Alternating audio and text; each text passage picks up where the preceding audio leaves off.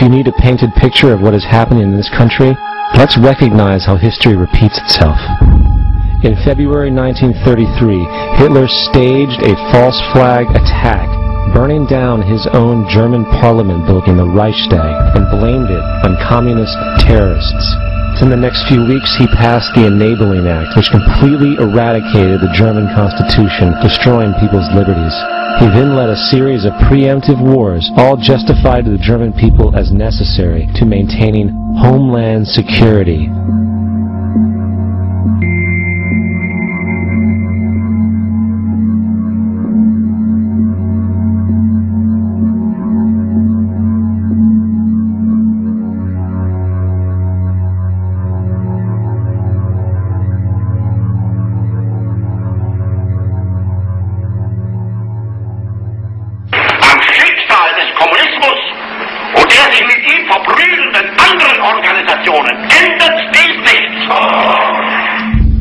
Our enemy is a radical network of terrorists and every government that supports them.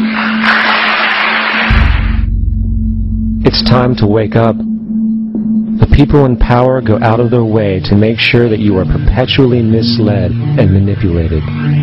The majority's perception of reality, especially in the political arena, is not their own. It is shrewdly imposed upon them without them even knowing it. For example, the public at large actually believes the invasion of Iraq is going badly, as sectarian violence doesn't seem to stop. What the public fails to see is that the destabilization of Iraq is exactly what the people behind the government want. This war is to be sustained so the region can be divided up, domination of the oil maintained, continual profits reaped for the defense contractors, and most importantly, permanent military bases established to be used as a launching pad against other oil-bearing, non-conforming countries such as Iran and Syria. For further implication that the civil war and destabilization is purely intentional, in 2005, 2 elite British SAS officers were arrested by Iraqi police after being caught driving around in their car shooting at civilians while dressed up as Arabs. After being arrested and taken to a jail in Basra, the British Army immediately requested the release of these men. When the Basra government refused, British tanks came in and physically broke out the men from the Basra prison. If you wish to destroy an area, how do you do it? Well, there are 2 ways. You can go in there and bomb it and so forth, but that is not very efficient. What you do is you try to get the people in that area to kill each other and to destroy their own territory, their own farms. And that's what's been done in that area. The way in which you destroy an opponent is get him to destroy himself by dividing his ranks against one another. And then you feed both sides. You have agents feeding both sides, inflaming both sides. And they kill each other off. And it's time that some of us woke up to this reality to understand that people who try to maintain empires and create empires do it by manipulating the people they're trying to conquer. You might want to ask yourself why the entire culture is utterly saturated with mass media entertainment from all sides, while the educational system in America continues its stupefying downward slide since the U.S. government decided to take over and subsidize the public school system. What your government pays for, it gets. When we understand that, then we look at government-financed institutions of education and see the kind of students and the kind of education that's being turned out by these government-financed schools. Logic will tell you that if what is being turned out in those schools was not in accord with what the state and the federal government wanted, then it would change it. The bottom line is that the government is getting what they have ordered. They do not want your children to be educated. They do not want you to think too much. That is why our country and our world has become so proliferated with entertainments, mass media, television shows, amusement parks, drugs, alcohol, and every kind of entertainment to keep the human mind entertained, so that you don't get in the way of important people by doing too much thinking. you had better wake up and understand that there are people who are guiding your life and you don't even know it. We're in a lot of trouble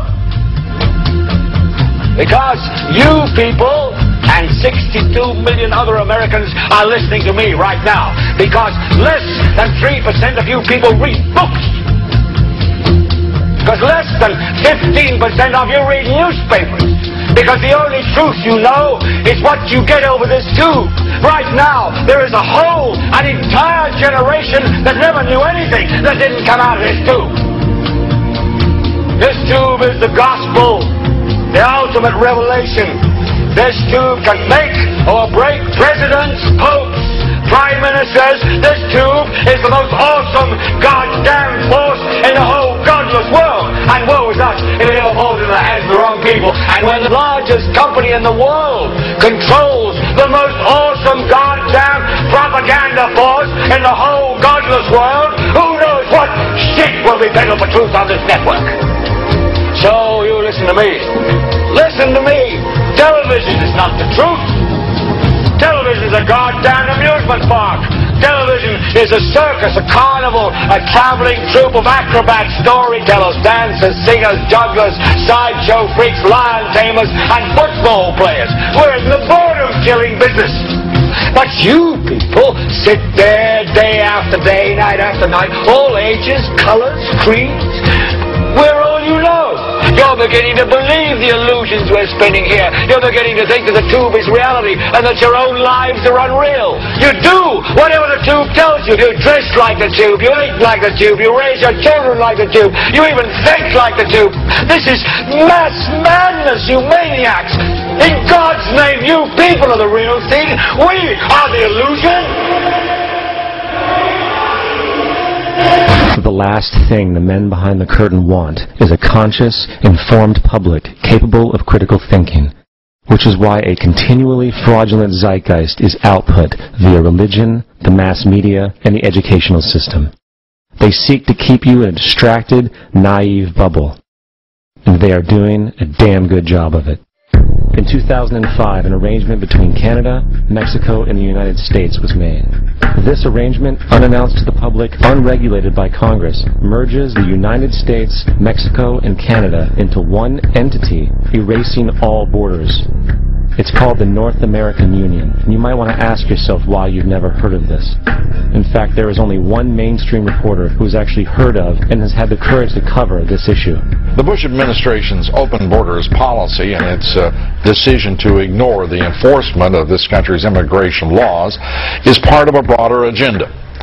President Bush signed a formal agreement that will end the United States as we know it, and he took the step without approval from either the U.S. Congress or the people of the United States. It's a deal that few have even heard of. It's being done again by very few people at the very top on behalf of the investment class, but the working class of people, political officials across our country, from communities, from cities and so forth, they don't know anything about this. This isn't some trade agreement. It is a total removal of sovereignty from these countries, which will also result in a completely new currency called the Amero. Fall. Apart from that, I think one thing people who are dollar-based need to focus on is the Amero. That's the one thing that nobody's talking about that I think is going to have a big impact on everybody's life in Canada, the U.S., and Mexico. The Amero is the proposed new currency for the North American community, which is being developed right now between Canada, the U.S., and Mexico to make a borderless community, much like the EU, and the dollar, Canadian dollar, U.S. dollar, and the Mexican peso replaced by the Amero. By default of this agreement, the American Constitution will eventually be obsolete. You would think that a situation like this would be on the cover of every major newspaper. That is until you realize that the people who are behind this movement are the same people behind the mainstream media, and you are not told what you're not supposed to know. The North American Union is the same concept as the European Union, the African Union, and the soon-to-be Asian Union, and the same people are behind all of them.